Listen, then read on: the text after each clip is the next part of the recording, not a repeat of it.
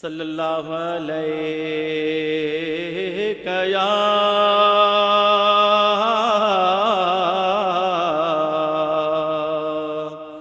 या रसूल अल्लाह वसल्लम अलैका या हबीब अल्लाह।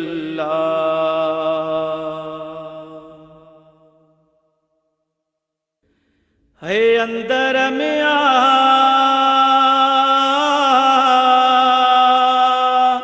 ओहबतों जी मिठा कयो कुर्ब तवा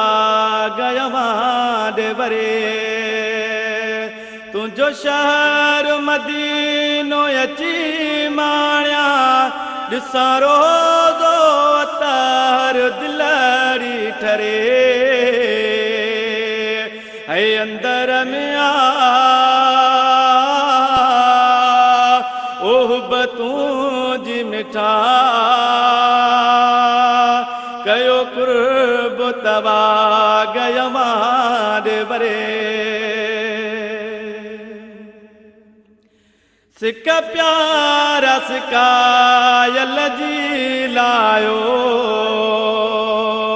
पंजो करम करीम को फरमायो सिक प्यारा सिकायल जी लायो पंजो करम करीम को फरमायो मुझे हाल जी तो के खबर आहे तॾहिं सिंध मेरा तो अवा का परे है अंदर में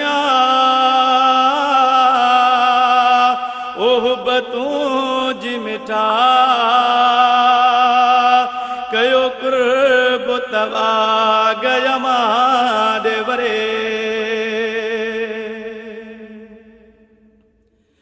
पीरी तो खसवा हित केरु मुझो हुजे फज़ल रहमो लजपाल तुझो पीरी तो खसवा हित केरु मुझो हुजे फज़ल रहमो लजपाल तुझो हर दमो हितड़े महबूब खुदा तुझे लाई रुआ तो सुडे का भरे है अंदर में ओहबतों जी मिठा कयो कुर्ब तवा गयवा दे वरे है दिल गिर रखे का दिल जाए दियो हर जाए ते हामी हबीब थियो है दिल गिर रखे का दिल जाए दियो हर जाए ते हामी हबीब थियो मजबूर के मुँह जा मिठा साईं सॾु कर तब डलाई बेड़ी तरे है अंदर में ओहबतों जी मिठा कयो कुर्ब तवा गयवा दे वरे है तो सहरम में वे ही हालो कबो तू आराजन जो रूहानी अबो है तो सहरम में वे ही हालो कबो तू आराजन जो रूहानी अबो रब जाने तो दुखलाईंदो सरदार नबी सब तुझ करे ऐ अंदर मिया ओहबतूं जी मिठा कयो कुर्ब तवा गयवां दे वरे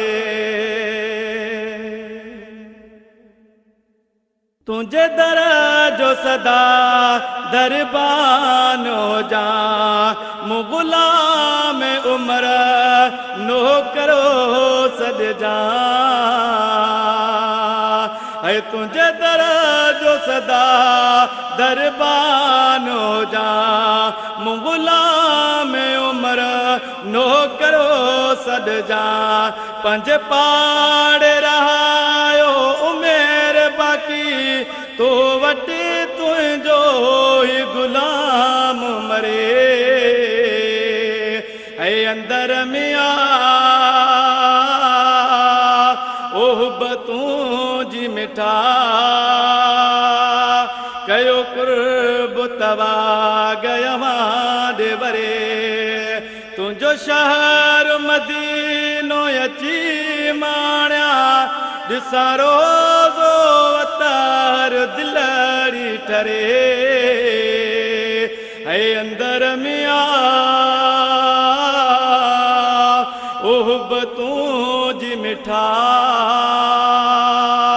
कयो कुर्ब तवा